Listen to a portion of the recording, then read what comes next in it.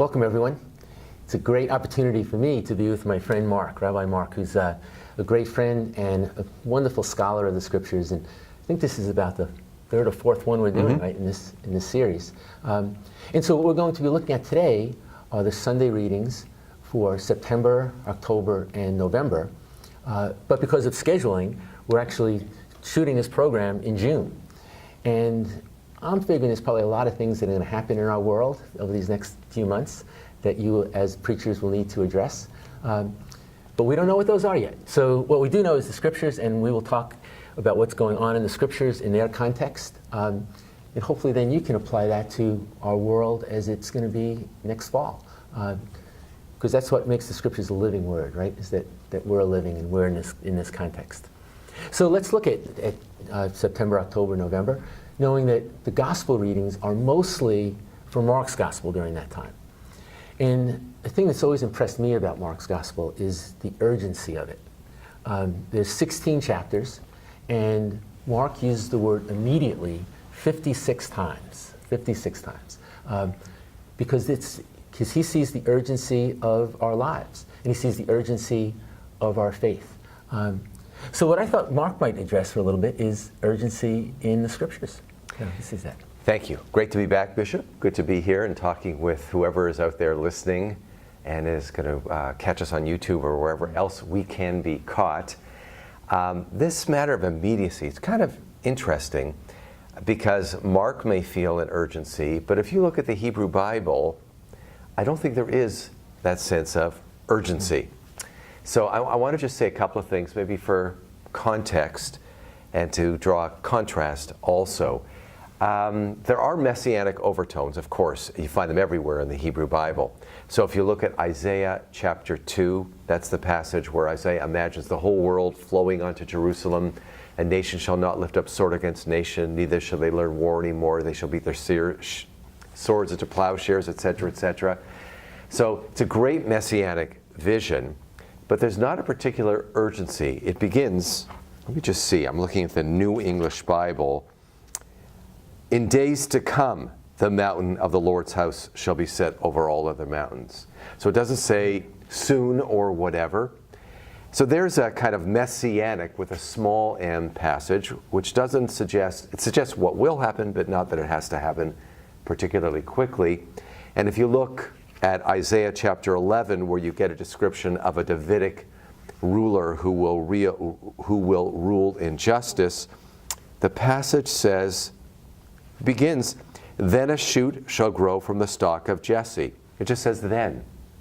So it's interesting that there's no sense of urgency to be found in the Hebrew Bible when it comes to imagining the end of time. It's not something which happens. There's a desire for a better world, but no sense that it's got to happen or it's going to happen anytime in the next day or two.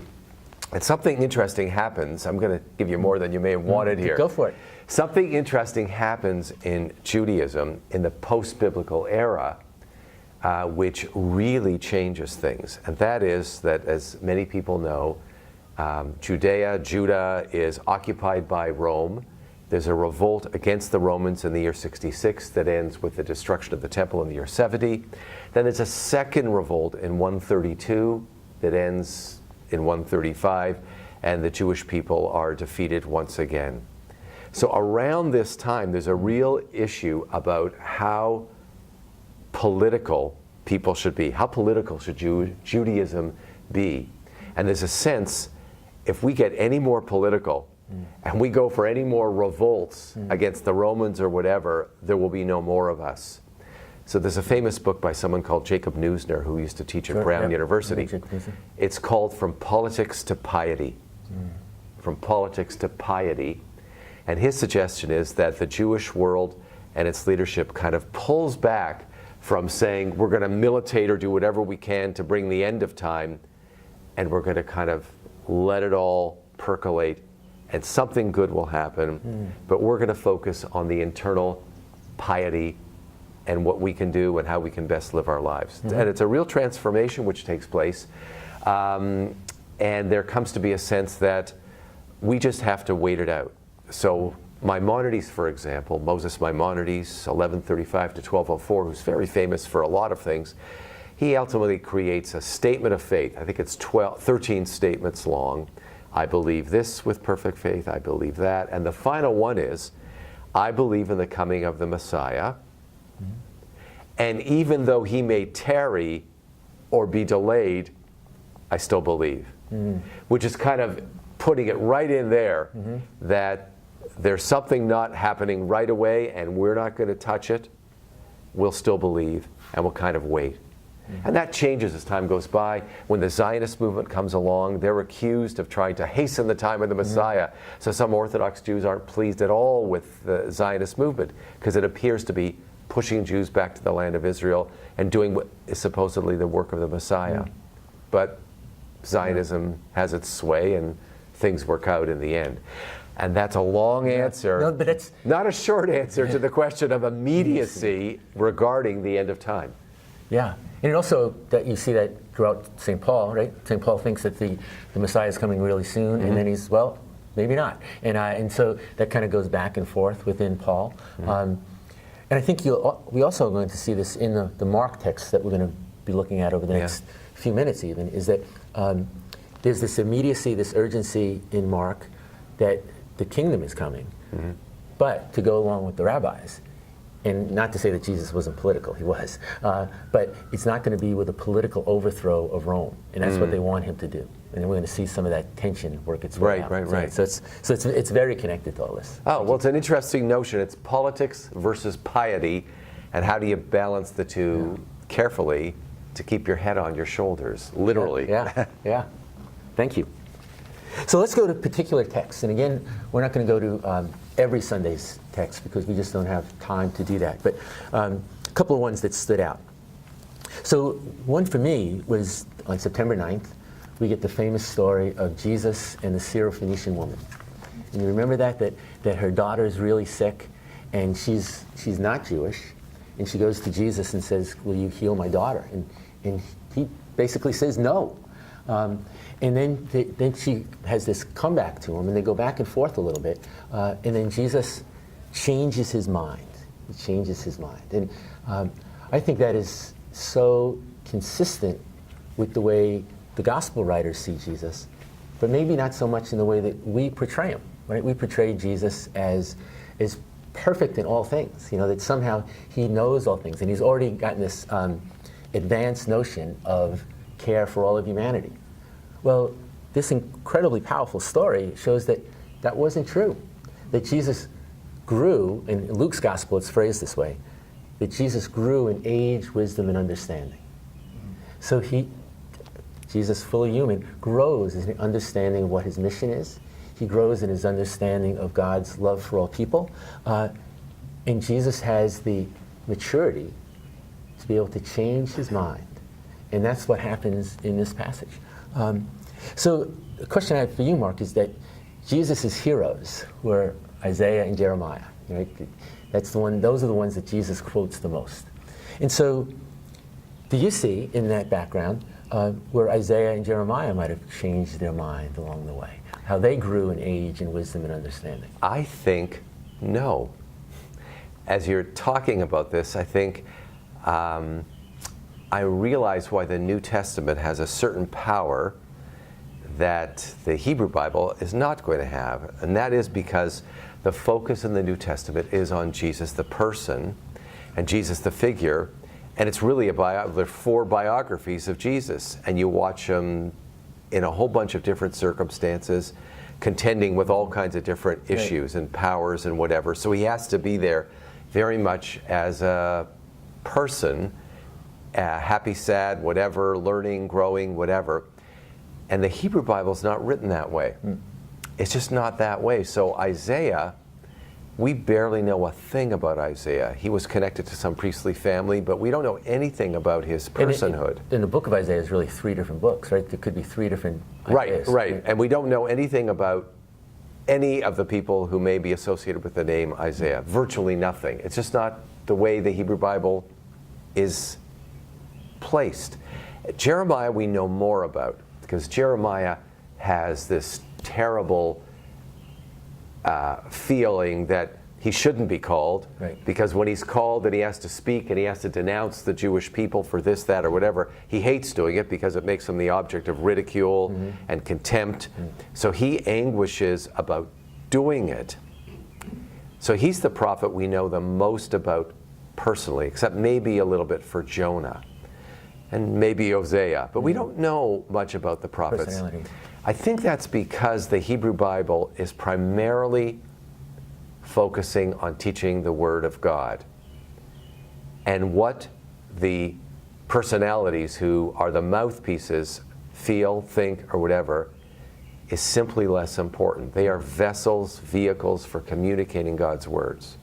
The only place, I guess, in Hebrew Scripture where you learn about people more is in the book of Genesis. Because there you get Abraham in a whole variety of circumstances. Jewish tradition says there are 10 trials that he faces in trying to be who he needs to be. There you get a real person, really changing, anguishing, a little with Isaac, more with Jacob, and a lot with Joseph. Right. Joseph's like its own novel. Yeah. But Not so much with the prophets. no. So I guess Because David, King David, would certainly be someone. well, there's somebody. Yes. You had a kind of. Well, there's somebody. David and picture of Saul, this you have full biographies of them. They are, and that's partly because they only hear God's word intermittently. We're primarily watching them act out the role that they have to act out on the earth between themselves. But I think it's just not going to be the same. Yeah. That's why the New Testament is different. Yeah. Because there's Jesus and who he is. So it's a long answer again to a short question. It's a different kind of approach. The person becomes the key to the prophecy in terms of the person of Jesus. Exactly, and that's not the case anywhere else. I'll just say one other thing, or we'll never get through these readings. But just one other thing. In the Passover Haggadah, the prayer book that's read for Jew that we read at the Seder every year, Moses is not even mentioned. So you might say, how could you tell the story of the slavery and freeing of the Jewish people without mentioning somebody by the name of Moses? And the answer, the response is that the Haggadah, the prayer book of the Seder, chose specifically not to mention Moses, lest people think that Moses freed the Jewish people as opposed to God's freeing the Jewish people. Wow. So Moses is taken out of the text for the Haggadah to suggest it was God's doing, etc., etc. So there's an instance of the person being removed as a focal. That's an extreme instance of a person being removed. In modern Haggadahs, because Haggadahs are always being redone, written, new ones, you'll find Moses mentioned. Not all, but in many, he comes back for a number of reasons. But in the traditional Haggadah, he's not even there. Let's move on to a new text. Latin here. Wow.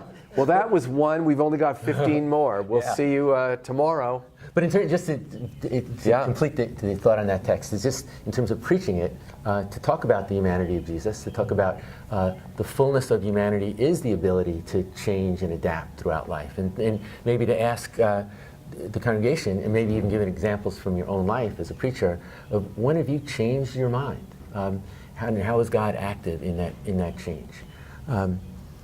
And then let's go to September 16th. I'm with you. And so the next one is that Jesus is in Caesarea Philippi.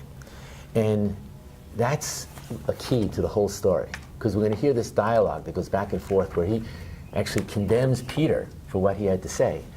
And the context of Caesarea Philippi is really important, because here it is, we're still in Israel, but this town has been named after Caesar, so the Romans, and after Philip, who was the Tetrarch, another Roman. And this is going to be a tremendous insult to the Jewish people, to go into their land and to name it after the Romans. So the example would be if in the midst of the war in Iraq, we went in and named something President George Bushville, right? People would be horrified. So that was the insult that the Romans were giving to the Jewish people. And so because of that, the tensions in that town, the political tensions, were running tremendously high. The Jewish people are oppressed by the Romans, but in Caesarea Philippi, it's right in their face all the time. And so the tension that's going to be there for Jesus is that the people, to go back to the point before about piety, politics, is that they're going to want Jesus to be the Messiah that overthrows Rome. An example that you could use in preaching if you want is there's this story brought up of the 1950s in the U.S. and President Truman and General MacArthur are at odds, right? And I think MacArthur wanted to invade China, and Truman said no, and Truman's actually the commander-in-chief, right? And so he brings him home, and there's this huge parade for Douglas MacArthur, this huge parade for Douglas MacArthur. And so, and the tension was, is this general now going to supersede the president? You know, could he take over from the president? And of course the answer is no, he's not. Douglas MacArthur is not going to do that. But if you take that tension and play it back into this story, that's the tension that Jesus is facing. In Caesarea Philippi, where the Roman Empire is right in the face of the Jewish people, they could be saying to him, Jesus, you're the one who can overthrow this oppressor. And so when Jesus goes back and forth with, who do people say that I am, going back and forth with Peter, who says, oh, Jesus, you can't die. You know, you're not going to die, Jesus. You know, and then Jesus gets so angry at him. Jesus goes back to him and says, get behind me, Satan. It's an incredibly powerful statement to make to Peter, right? So, and could it be that he's not only saying to Peter, get behind me, Satan, but in a sense, could it be that Jesus sees Satan behind Peter? And he's saying, get behind me. And the reason I bring that up is that in the temptations of Jesus in the desert, some of those temptations was to be the next political leader, right? And in Luke's gospel, I'm mixing gospels here, which I probably shouldn't do, but in Luke's gospel, it says at the end of the temptations in the wilderness that Satan leaves Jesus to return in an opportune time. Could this be the opportune time? Could this be the time when Satan is coming back and saying, Jesus, the crowd's behind you right now, lead the revolt? And Jesus goes back to say, no, get behind me, Satan. I'm not going to do that. So in looking at that, is there any insights you have, Mark, about Caesarea Philippi and what it means to the Hebrew people? And well, I had to wait. You would hint to the audience. Bishop had told me that he was going to work on this, talk about this. So I had to wait to hear right now what Caesarea Philippi meant to you. I have to be honest, that's not the part of the gospel that I picked up on at all. Go with the one you picked up on. I picked up on the second part. We're reading, by the way, it's Mark chapter 8, verses 27 to 38. So it's interesting. You picked up on that opening sequence when there's the whole crowd. Right. I picked up on the third paragraph, which is the end of the piece, where Jesus calls the crowd and says to them, if you want to become my followers, you must deny yourselves and take up the cross and follow me. For what will it profit them to gain the whole world and forfeit their life? So I picked up I'm sorry I picked up on if I were preaching this text, I'd have to preach there. And there I would have a tremendous challenge. It's a gorgeous, beautiful day in autumn, right? September 16th. The Patriots are playing football. And the leaves are sort of beginning to change. The Giants are playing too. Oh, all right. And what kind of a message is this? Take up the cross and follow me. What profit do you have to gain the whole world and forfeit their life? This is a really, it seems to me, a really negative message. Or a huge challenge to people on a sunny day. We're speaking right now on a gorgeous sunny June day, but September 16th could also be just as gorgeous a day. Autumn is a time for new beginnings. So I'm thinking to myself, how am I going to preach, take up the cross and follow me? Too much of a good thing is not a good thing. Here are my thoughts. Go for it. On how you could possibly preach this. One sermon is to challenge people and ask, as they prepare for the fall, because everyone's feeling newness, I think, September 16th or thereabouts. Challenge people and ask them, what do they really want to accomplish in their lives? So the text here says, take up the cross, what will it profit to gain the whole world and forfeit their life? Well, that begs the question. So what do you, my parishioners, you're sitting there with me, What do you want to do with your life? It's kind of a new year, new season, summer's over. We're all gearing up. What do you want to do with your life? Now, I'm kind of sidestepping the issue of you have to bear a cross in your life, but what do you want to do? What does bearing the cross mean to you? Are you being weighted down, or does it liberate you? The suggestion in the text is it's kind of it's a burden, but I would want to ask my people, do you feel burdened, or where do you want to go? What do you want to do with your life? I wrote down here, what does taking up the cross mean to those in the congregation? It's a pretty powerful image. So what do people understand it to mean? I think it relates to the question of what is central or expendable in life. If I had to take up the cross, would I have to put some things away? Are some things more important than other things? I got more. Does a Christian life mean sacrifice? Does a Christian life mean standing apart, renouncing things? Does a Christian life mean suffering?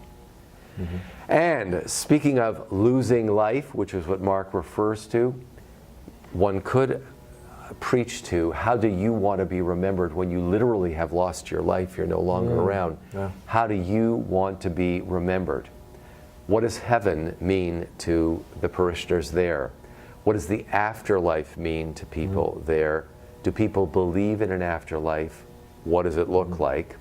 And finally, I might, in some sermon, again, it's September 16th, who knows what will have happened, I might tell the story of some great martyr, or some great church figure, or some great historic figure I admire, and think about what that person accomplished as he or she lived or died.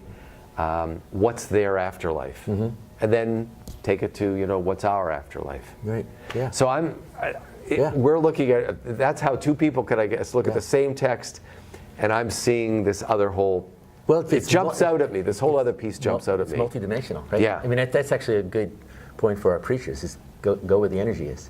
And even then when you talk about maybe even past figures that gave their life, this is September 16th, and one of my heroes, Jonathan Daniels, his feast day is in August, and so he usually gets ignored. But Jonathan Daniels, not to go into his story, but look up Jonathan Daniels and maybe tell his story on September 23rd.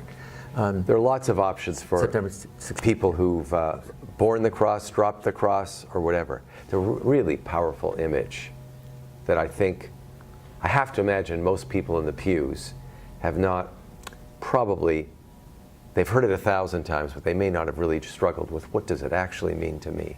Yeah.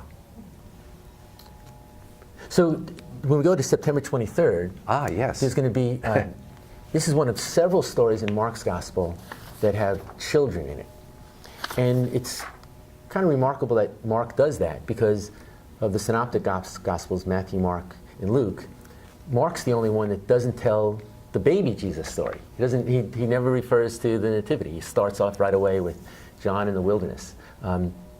Something to do with the urgency of Mark's Gospel. Our beloved presiding bishop, Michael Curry, says that he does that because Mark has no time for the baby pictures. No baby pictures of Jesus.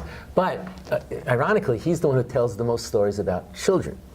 So there's going to be a story about this, where Jesus, the children are around, and the disciples are trying to keep the children away from Jesus. And Jesus goes and takes a child and says, "Whoever welcomes one such child in my name welcomes me." And so there's going to be a lot of these references to children. There's going to be a lot of references to receiving the kingdom with the kind of open-minded innocence of a child. And we're going to go a little bit more into that in one of the October readings. But a fascinating thing that I learned here that doesn't apply to the Hebrew people, but applies to the Greek people. And remember, Mark is writing 30 years after the death of Jesus. The church is already reaching out into the Greek world. And the thing that I read from anthropology is that there was a cemetery, this ancient cemetery from around the time of Jesus that they found in Greece. And in the cemetery, all the same family members would be buried in the same place. And so their names would be placed in whatever tombstone. It was 600 families. Many of them had several sons who were buried there. Only 2 had more than one daughter buried there. And so you wonder, why would that be? And maybe it's coincidence. But the theory that some theologians have put forth is that in the Greek culture of that time, if you had more than one daughter, you abandoned her. You literally left her on the street, and you kept all the sons. And so when you think about that, and if Mark knows about that, you say this is conjecture, if Mark knows about that, when Jesus says, whoever welcomes one such child in my name welcomes me, he's literally talking about children, perhaps girls, who are on the street, who have been abandoned by their families. And he's saying to welcome them. Just a theory. My heart beats. Well, it's a potential for, I'm just thinking today, it's mid-June, and we're waiting to hear about the Supreme Court or about the Congress passing laws regarding separating refugee families, children from parents. If we were giving the sermon this Sunday, or if we spoke a few days ago, and that were our text, that'd be the sermon, wouldn't it? About the treatment of children. Well, and think about that. That could still be going on in September. Who knows what's going to happen in September? But that just strikes me as the immediate political context right now, the treatment of children right now. Right. That's very powerful. Yeah, it's very powerful. Well, on a powerful note, we're going to, in this segment. Well, let me, you know what, just before we do that, I want to comment about one aspect of the same text. I went to another piece just a little bit before. We're reading, it's Mark 9, verses 30 to 37. So again, I picked up on just a little bit before where the disciples have been arguing about who's the greatest. It sounds like Yogi Bear, I think, right? Who's the greatest? And Jesus' comment is, whoever wants to be first must be last of all and servant of all. Whoever wants to be first must be last of all and servant of all. And I just want to say that if that's the line that might have caught me, if I were about to look for a sermon that, does the text speak to me, this one speaks to me because it so completely challenges the way we think about life. Right. I mean, most of us, if we're parents, we want our child to come first in the class, not to come last in the class. And we don't aspire to be the one who fixes the photocopy machine. We want our children to be the one who comes in and then uses the photocopy machine to photocopy something important. So we have an image of ourselves in general as, white collar, I'm sorry, just as being white collar as opposed to whatever, that's sort of how we look at ourselves. And that, I think, that line from Jesus, whoever wants to be first must be last and servant of all, that's a real challenge. That is not the way we generally look at life, or if we're parents, it's not the general way we talk to our children, that you got to be the servant of all. Au contraire, on the contrary. So I think there's a sermon in there, which is for sure. On second thought, here's a text that says be a servant. The sermon is, well, on second thought, do we really want that for our children, for ourselves? What would it really mean? How would our lives look if that was our aspiration? Or, just more generally, what do we expect of ourselves vis-a-vis, what do we expect of ourselves, our children, our friends, the world? Could we really live this way? And I'm going to close, I'll ask another question. What's necessary to win at the game of life? So I'm just going to close this comment by referring you to a book by David Brooks. David Brooks, who writes for the New York Times, he's just written a book called The Road to Character. It's actually about 2 years old. It's called The Road to Character. And in the book, he comments that he is always struck by the fact that he meets many powerful people, but sometimes he's more impressed not by the powerful people, but by just the plain old good people he meets.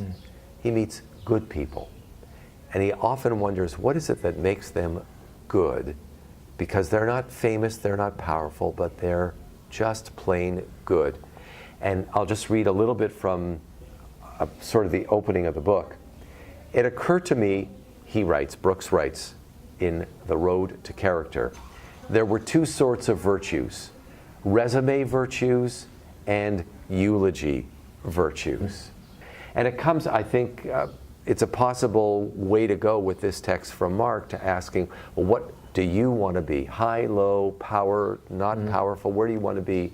To say, well, how would you decide that? And Brooks suggests there are different kinds of ways of looking at what's the goal in life. Yeah, and I don't know where I'm going to be on September 23rd, what church, but I'm going to use that story. Thank you. I hope you do. Well, welcome back. This is the time that we're going to look at the October readings. There'll probably be plenty of playoff baseball in the air in Boston and New York.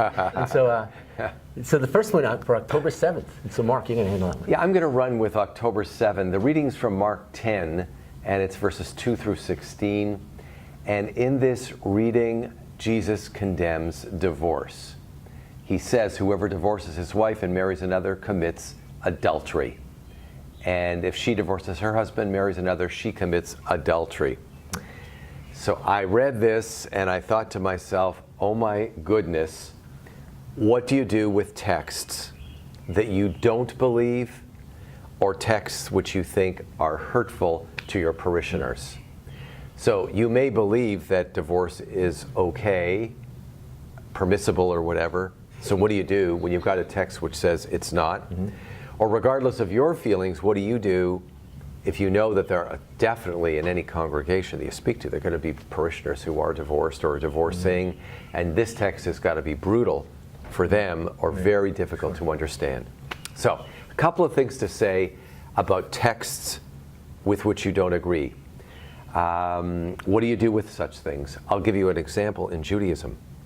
Exodus chapter 17 presents the Amalekites who attack the Israelites just after they have left Egypt, and there's a terrible battle, and in the end the Amalekites are defeated, but God says, when the time comes, I want you to blot out the memory of the Amalekites. This is a really serious thing. You get to the book of Samuel, and Samuel comes to tell King Saul, go do it, wipe them out, which King Saul doesn't quite fully do, in which case we're told Samuel slices the king of Amalek into bits. What do you do with a text like that? And some of the people here in the audience are cringing. What do you do with that text? So Martin Buber, among others, 20th century theologian, Martin Buber says that he believes Samuel just didn't hear God's words correctly. It's an astounding comment. He's convinced Samuel misheard what God intended. So the text tells us something that we're not supposed to follow on. Rather, Samuel is an instance of someone who was overzealous and was wrong for having done something like that. Now that's Martin Buber. Most of us in the parish, in the hoi polloi, the regular clergy, small c, we can't go around saying that kind of stuff. Or maybe we can. Maybe there's a way in which we could say, it's said here, but I don't buy it. Now, this is a very difficult thing to do. How do you say such things? But it's got to be something that every clergy person has to deal with anyway, and this may or may not be a place where you could deal with it. There are plenty of other instances, but suffice it to say that I think there's real potential here for dealing with a hard thing. One way I phrased it is that you might share with the congregation some other texts that break your heart. So I think this text, if you don't even need to talk about divorce per se, but to raise the matter of, are there times when Scripture says things that are too hard or that we think might be wrong, and it kind of breaks your heart. Now this is you're walking on thin ice here, but you're not dealing with 6-year-olds in the congregation either. And depending on how well you know them and how well you know yourself, I think there's a power. But enough said about that one. Well, thanks. We'll try and give you a more positive text next time. But to reflect on what breaks your heart is, thank you. So I'm going to move on to the following week, which is October 14th, and it's the famous story of the rich young man. The rich young man who goes to Jesus and says, what must I do to inherit eternal life? And there's a number of dimensions to this. But ultimately, we're going to get to this place where the man's going to walk away sad, and Jesus is going to comment that it's harder for a rich man to enter into the kingdom of heaven than it is for a camel to pass through the eye of the needle. And that's given rise to a lot of different interpretations. So there was a classmate of mine in seminary who really felt like he was called to minister to the wealthy. And so he said he would wear a collar, and he would also wear a tiny, tiny camel with a giant eye of a needle. but there's also a way that this passage was misinterpreted for a number of years. You might have heard this too, Mark. Was some people said, well, the reason Jesus said that was that there was this entryway into Jerusalem through the wall of Jerusalem that was called the Eye of the Needle, and it was a place that was kind of narrow and small. And if you had a camel, you could get the camel through. But if you had a whole bunch of stuff on top of the camel, you'd have to take all that off to get the camel to get through the Eye of the Needle. And so that was a popular interpretation for a while, only to find out later that there was no such thing as that wall in Jerusalem. There was no such thing as the Eye of the Needle in the wall of Jerusalem. And it just goes back to a 9th century monk who decided to interpret it that way and had written about this. Good text if you could do it, right? So let's look at the text as it really is. I think a key point in the story is that it says when Jesus looks at the rich young man, it says he looked at him and loved him.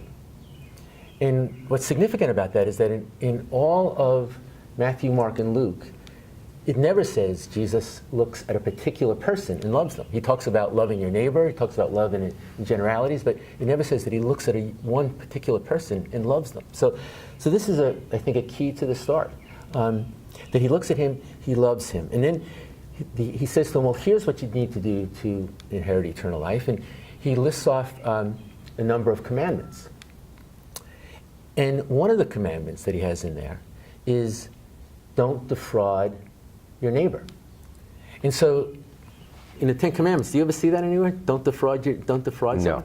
And so that's going to be another key point to it, is I think that what happens by the end of the story is that Jesus says, give up all your possessions. But he knows that he's honestly gotten those possessions, because it says he didn't defraud anybody. He honestly earned that money. And it's interesting that Jesus doesn't say, take your money and just throw it out. What Jesus says is, take your money and give it to the poor. It's not a disembodied thing. It's not just take it and throw it in the river. Take your money, your possessions, and give them to the poor. And then it goes on to say that the young man walked away sad. Well, could it be that Jesus is, first of all, saying that money is not evil, money is a good thing, use it for something good? Mm-hmm. Could it be that the young man, and I'm going to use a midrash here, I'm going to borrow from the rabbinic tradition, because we never hear from the young man ever again. Could it be that the young man over time gave away his money to the poor? Like one person after another came up to him over years, and he just gave that money away. It didn't happen all at once, but eventually he got to the place where Jesus was, of using your money for the good of others.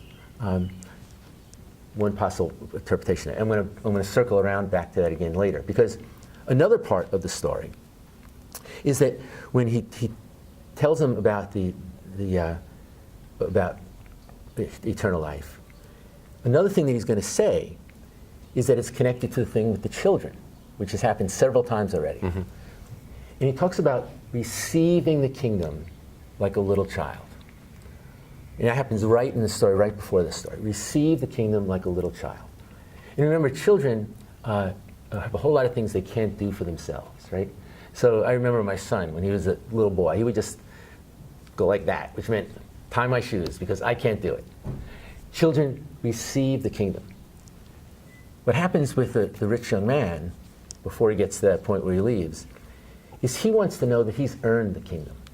You know, Jesus, I've obeyed all these commandments, all of them, I obeyed them all. The kingdom's owed to me. And Jesus is going to say, that's not the way you go about it. You don't earn the kingdom, you receive the kingdom. So now, going back to the end of the story, and my midrash on it, where he walks away sad, this one that Jesus loves, walks away sad, is that maybe he does meet all these people in his life that he gives his possessions away to. And could that be him receiving the kingdom? Could it be that those people come into his life, that he might receive the kingdom by having these opportunities to give his possessions away to those who are poor? Oh, I love this. I think the notion of writing a midrash, of expanding, that's a wonderful option here, because we don't hear anything more about him. So what Never. a great opportunity to imagine him, or even, if you had a long sermon, to write two stories. He responds to Jesus, and imagine he does X, Y, and Z, or he responds to Jesus and he does A, B, C. Yeah. And you could spin it either way. What does he do? Short term, long term, and imagine him. Yeah. I think it's a great possibility. I also like this idea. You told me in writing before you wanted to comment on the fact that this is the only time when Jesus loves a person. I mean, the sermon there is, well, who do you love? Mm-hmm. Aside from, let's say, a spouse or a child, is there some other person? Well, it could be a spouse or a child, or a grandchild or whatever. But there is a powerful sermon probably to be given with a consideration of what do you love? Why do you love that person? Because it's surprising that Jesus, it's there. Yeah. And so another dimension of it. why is it there? And what does that mean in your life or anyone's life? What does it mean? And so let's draw that out. So that would be a great approach. Who do you love?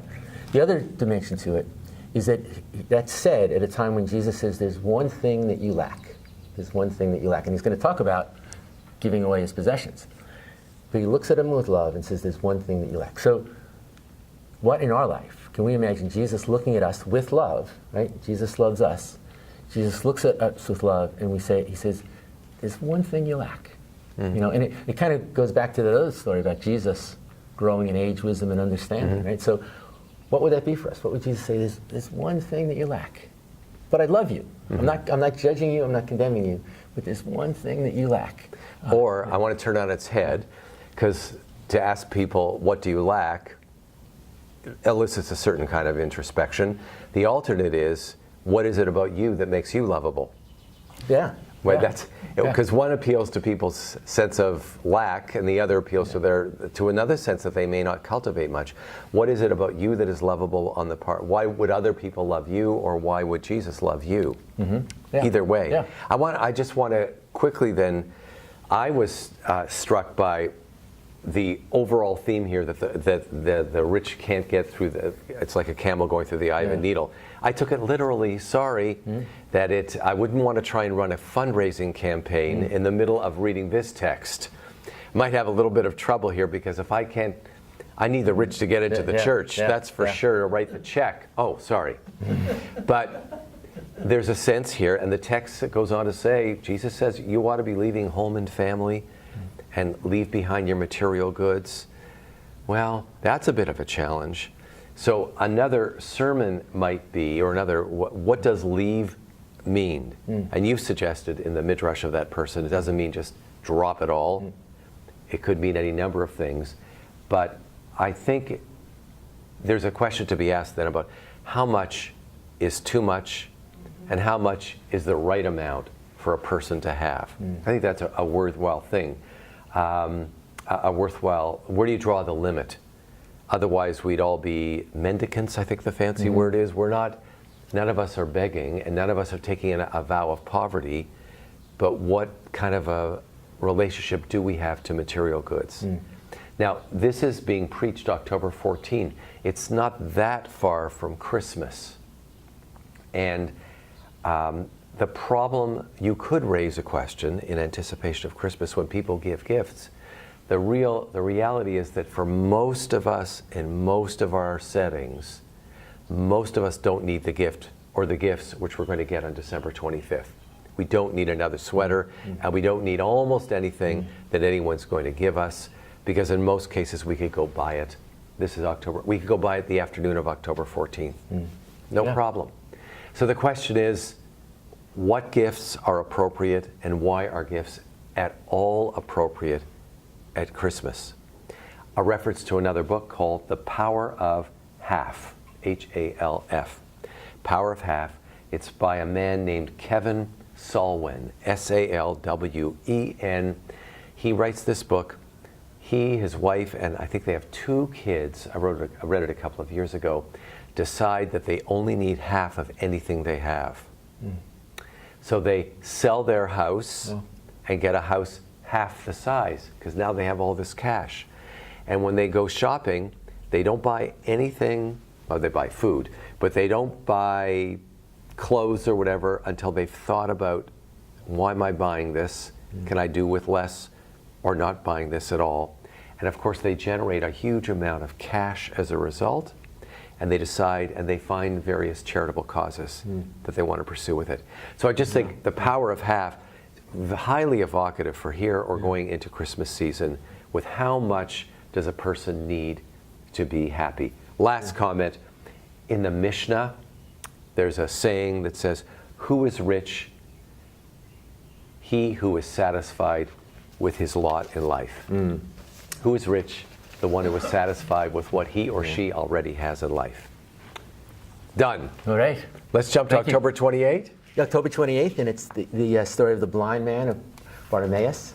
And just like we talked about Caesarea Philippi being a key to the story, that Jesus is in Caesarea Philippi, I think a key to this story is that Jesus is at Jericho, the city of Jericho. So how's that a key? Here's how it's You going to go. said that in writing to me, and I didn't understand it, so go ahead. So, and in this story, Jesus is leaving Jericho. In Luke's version of the story, Jesus is entering Jericho. But Jericho right away drums up the story of Jericho, right? So Jericho was a city that was the Joshua and the Hebrew army wanted to take, right? And so what the story is, they circled the city and for 7 days with trumpets. And at the last day, they gave a great shout. And as we all know from Sunday school, the walls came tumbling down, right? And so, so what happens here is Jesus is leaving Jericho, and the man Bartimaeus gives a great shout. He's blind, and he calls to Jesus to heal him. He shouts at Jesus, and the walls come tumbling down. There's going to be something incredible that's going to happen here. This is not just any ordinary day. The other thing that happens at Jericho, and I think it goes back to your point about sometimes they mishear God. So when they take the city, Joshua puts them under the ban, which means every person in the city is going to be killed, except for Rahab, the prostitute who helped the spies. That's a whole other story. And so that happens. So it's a place of destruction. He also curses the city. And so the city attempted a couple of times to be rebuilt, and it didn't happen. So it's a place of destruction. It's a place of a curse. And something some research has shown is that Jericho is also at a place that in the very hot Middle East had cooler summers.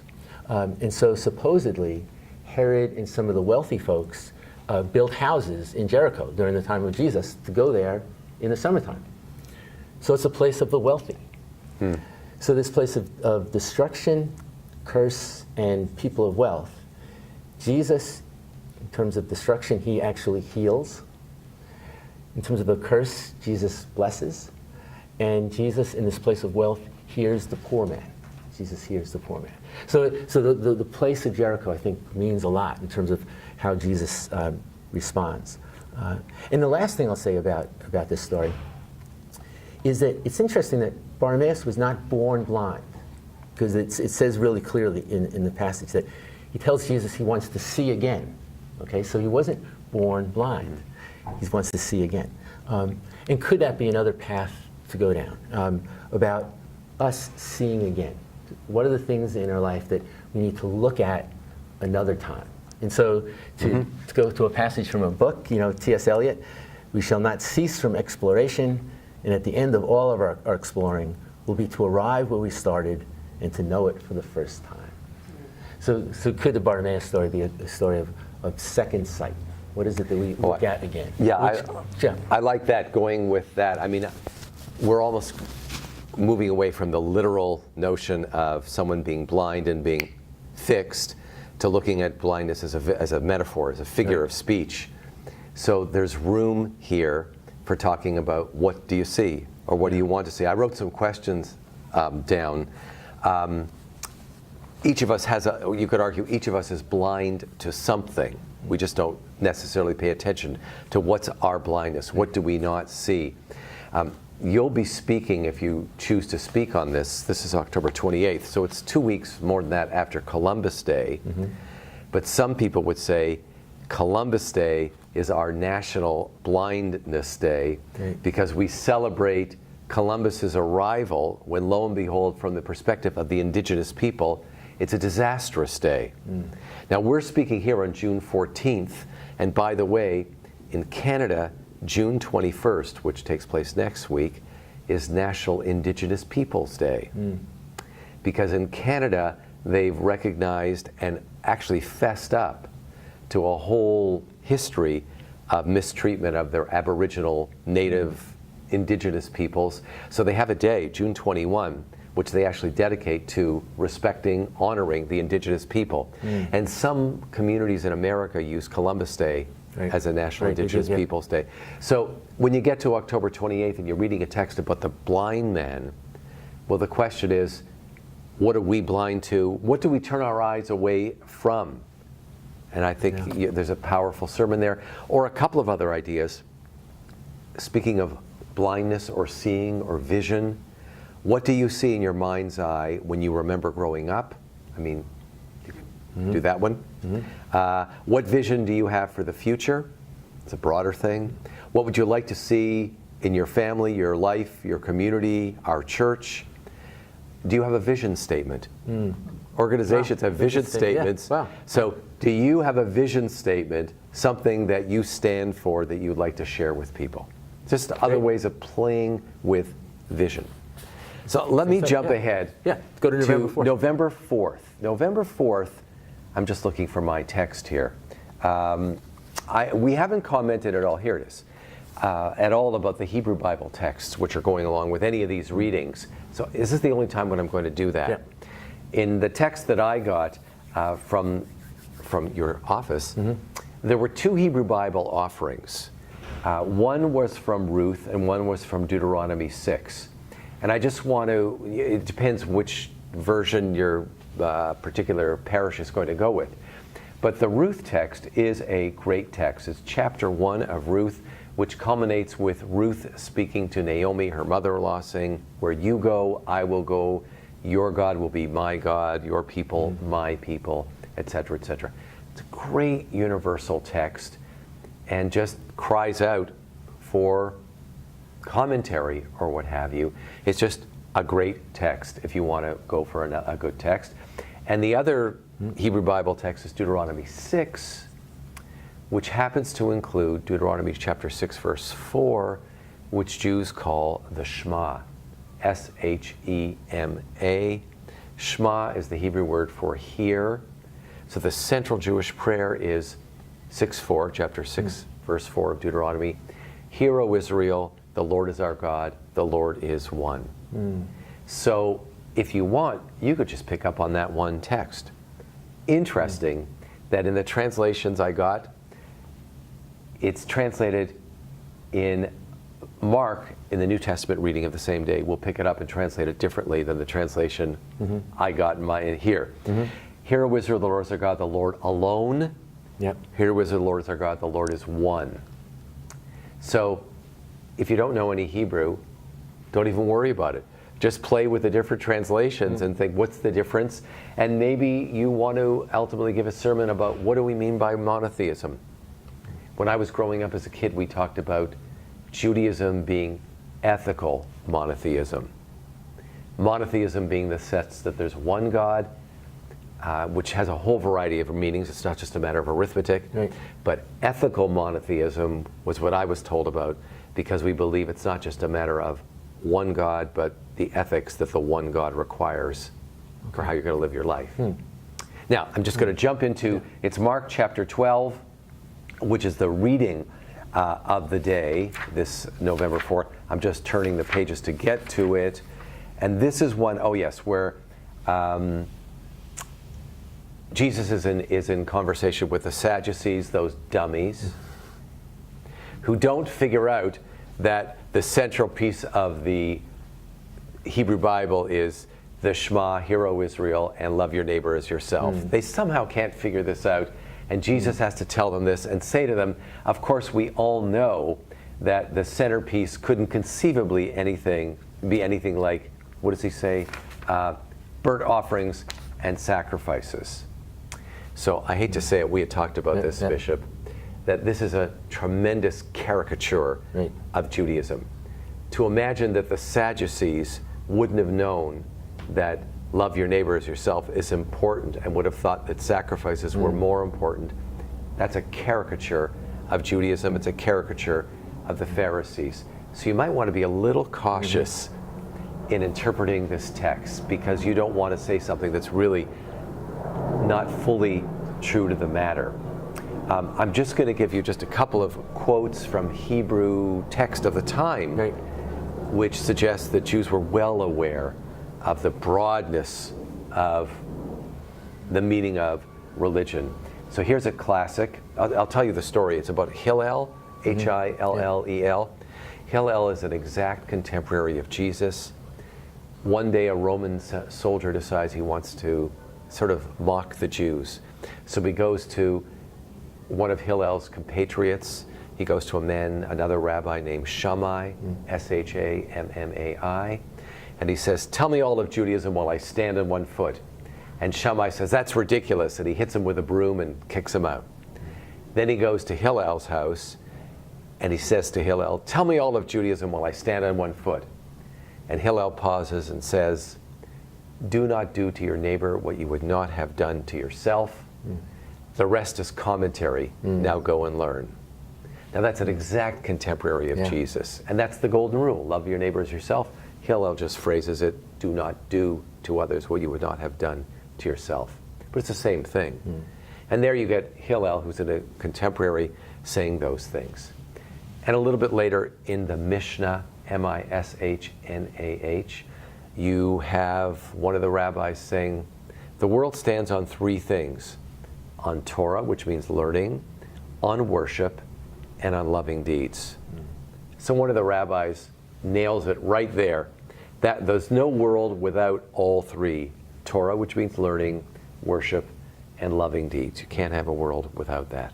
And there are any number of texts that are pretty much the same. And the sermon that comes out of all this is, maybe what's on your t-shirt? You know, Jesus would have put on his t-shirt, love your neighbor as yourself, or Hero Israel, or one on the back, one on the front. Maybe you share some other thoughts with people and say, well, what would you put on your t-shirt? Or what would be your gift to your family if you had to write them a note? Here, Jesus says, this is the essence of religion in Mark chapter 12. If you had to write to your family, what's the essence of your religion, your faith, your conscience, what would you write? There are lots of other quotes, but I think you all get the point. Yeah. Thinking of my t-shirt now. Oh, yeah. And I want to thank you, because we've talked about this in a couple of other contexts of pointing out the character, making a character of the Pharisees and the Sadducees. And so thank you for really broadening our horizons on it. Right. I want to be cautious. I mean, there's a reason why there's a message being made, and therefore you often have a foil, You need a foil, so Jesus needs a foil, and the foil becomes the Sadducees, or more often the Pharisees. But we who live in the 21st century can back off and say, well, wait a second. Right. Jesus must have learned what he learned from somebody or somewhere. And part of it is, we know he was in the synagogue. He was in the synagogue. He must have learned something there. Yeah, exactly. And so to continue that theme for November 11th, there's a caricature of the scribes at a time when Jesus is in the temple. And he's talking about the scribes are the ones who, the exact quote is, devour widows' houses, devour widows' houses. And then what happens is the famous story of the widow who comes in and puts her 2 pennies into the treasury for the sake of the temple. And Jesus seems like he's praising her, when actually I think he's not, because of the caricature and because of right after the widow puts the 2 coins in, Jesus predicts the destruction of the temple, which we know actually did happen several decades later. So I know that this text often gets used during stewardship season, so that we take that out. Your fundraising? Exactly, it really does. Oh, no. And I invite you to raise funds for our churches. We need those financial resources, but don't use this text, because I think what happens there is, think about it. Jesus says, the scribes devour widows' houses. Again, a caricature, but he's saying they devour widows' houses. The widow puts in the money for a temple that's not going to be there anymore. It's going to get destroyed. So Jesus is really saying, don't take the money from the widow.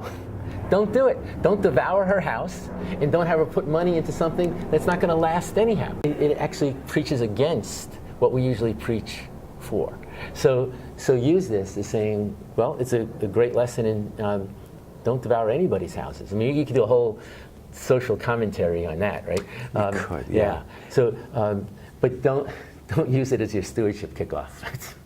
On the other hand, I guess it raises issues about the quality of your charity, and what does it mean when people give money? Because we know, there is some truth to this, that we know that when the very, very wealthy person gives $1 million, it's very different from the less advantaged person giving $100. Quantifiably, it's a different amount, but that $100 may be more of what the less advantaged person has. Right. So there's something to be said, if you wanted to discuss it, about what is an appropriate kind of giving. Right. If you wanted to raise that question, what amounts to real giving? How do you judge that? Right now, it's June. Our NPR station here is threatening that if we all give money, then they won't do a fundraising drive. So they're asking, can you give $50 or $500 and whatever? And they're on that cusp of saying, if they only got $50 donations and that's it, they never make their money. They need somebody to give $500 and $5,000. But it raises they're trying to deal with an issue, which is a profound issue. Yeah. Who do we honor? How do we honor people? Right. How's that done? I know in the synagogue, I once was a rabbi in a synagogue which was absolutely against any distinction among people for giving. Everybody had to be treated equally. So we had a terrible time raising money. What would you expect, right? Yeah. And they struggled with this issue of how do you recognize that some people clearly are doing things which we desperately need, but they're not, quote unquote, more important than the people who can't give anything. And it was an ongoing challenge as to how you honored people and recognized people and dealt with people, et cetera, et cetera. So engage the struggle. Yeah, very difficult. I mean, that actually could be a sermon in and of itself. Yeah. You've got to be careful, though. If you're trying to fix your roof, do not give this sermon. Yeah. Right. You give the sermon after you fixed your roof and your air conditioning. That's right. Well, actually, so probably only 2 minutes left, but perhaps a quote that could go with this. With that is this famous quote from Thomas More. Not that Thomas More necessarily said this, but in a Man for All Seasons, he said it. He said it in the movie. So he's opposing the king. It's going to wind up in his death, and his daughter asks him if he's certain about what he's doing, and Thomas More answers. This is the quote: "Certain? I'm not certain." He says, "Men are never certain." Excuse the gender. Men are never certain. He says, "Margaret, that's his daughter. Angels serve God in their splendor. Animals serve God with their innocence. Plants serve God with their simplicity. Men are called to serve God in the tangle of their minds." In the tangle of I think it applies to what you're saying. Even with these texts that we've been talking about, to struggle with the text, because we serve God in that struggle with the text, with the complexity of it all, and we are never certain. But in terms of quotes, it's in the moments we have left. I think I sent you this quote because I'm fascinated by it. Yes, you sent me a few. And again, I think this applies to, can be used in numerous places in the fall readings. So a rabbi says that we are to place the Torah on our hearts. And so a student says to the rabbi, why do we place the Torah on our hearts? Why don't we place the Torah in our hearts. And the rabbi replies, because when our hearts break, that's when the Torah can enter. And I think that plays itself out in several of our stories. That, looking at the rich young man with love, his heart breaks for him. The rich young man walks away sad. His heart breaks. And perhaps in that, the Torah starts to come into the heart. When Peter says to Jesus, Jesus, you can't die, right? You're going to be the Messiah. You can't die. But when Jesus dies and our hearts break, the Torah enters the heart. So I'd love to hear your take on that. Well, I'm thinking of Leonard Cohen, who just passed away. I think he said, but now people who are watching us can check it on Google, because we can't sitting right here. Where the heart is broken, that's where the light gets in. Or the light gets in where the heart is broken. I think he's got it in a song, which is pretty much the same If notion. it's not Springsteen, I don't know it. No, oh, okay.